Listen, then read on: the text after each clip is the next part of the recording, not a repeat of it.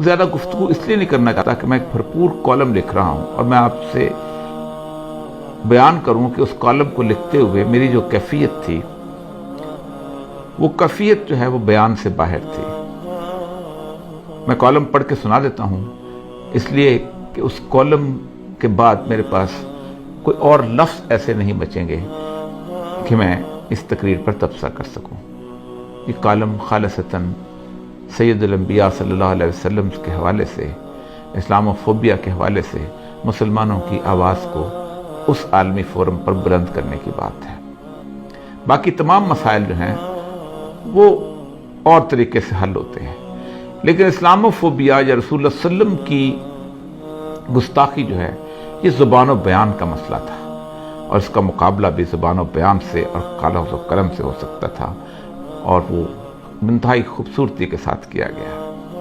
میں آپ کو کالم آپ کی نظر کرتا ہوں، یہ انشاءاللہ العزیز آپ اخبارات میں بھی پڑھ لیں گے، لیکن میں یہ خراج عقیدت ہے جو عمران خان صاحب کو دینا چاہتا ہوں۔ 31 اکتوبر 1929 کو غازی علم الدین شہید کو اس میاں والی کے علاقے میں جیل میں تختہ دار پر لٹکایا گیا، جہاں سے عمران خان کے دودھیال کا بھی تعلق ہے۔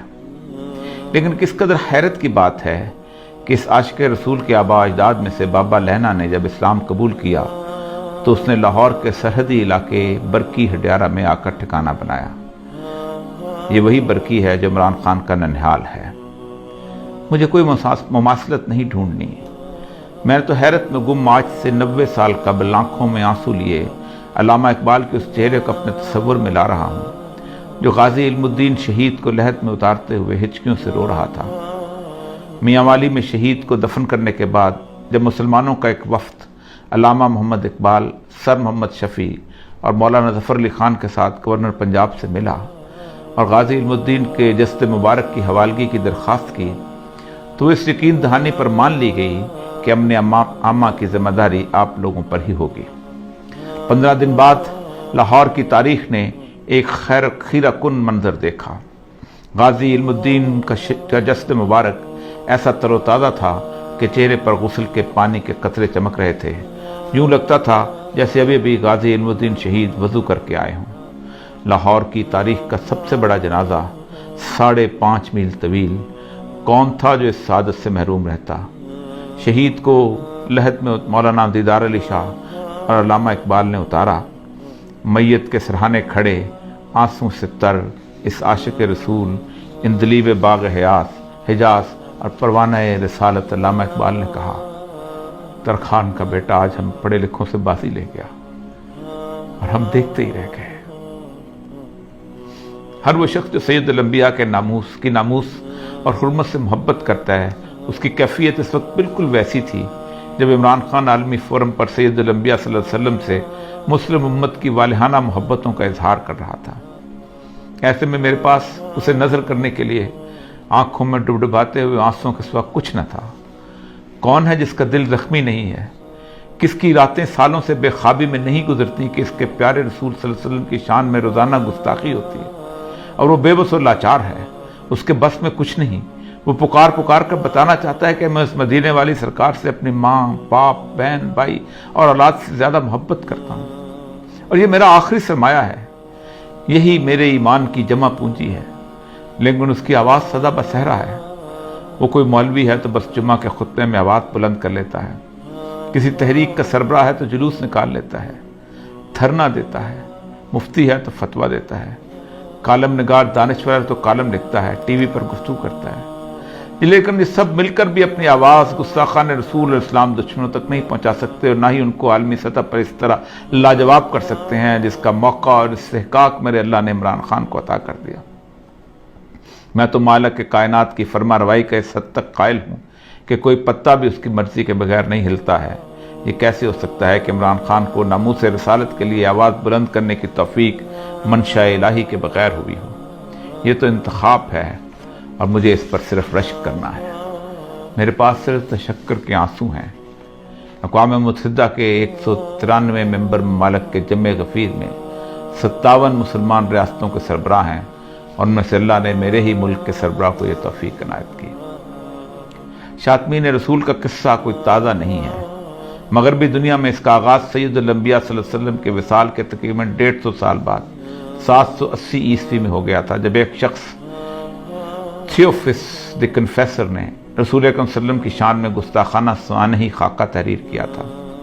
یہ واحد شخص ہے جسے اپنے زمانے کے عیسائیوں کے دونوں بڑے گروہ یعنی رومن کیتھولک اور مشرقی آرتھوڈاکس نے 12 مارچ 817 میں اس کی موت کے بعد اسے ایک قابل احترام سینٹ کا درجہ دیا اور اسے پوری عیسائیت کا مشترکہ راہب قرار دیا۔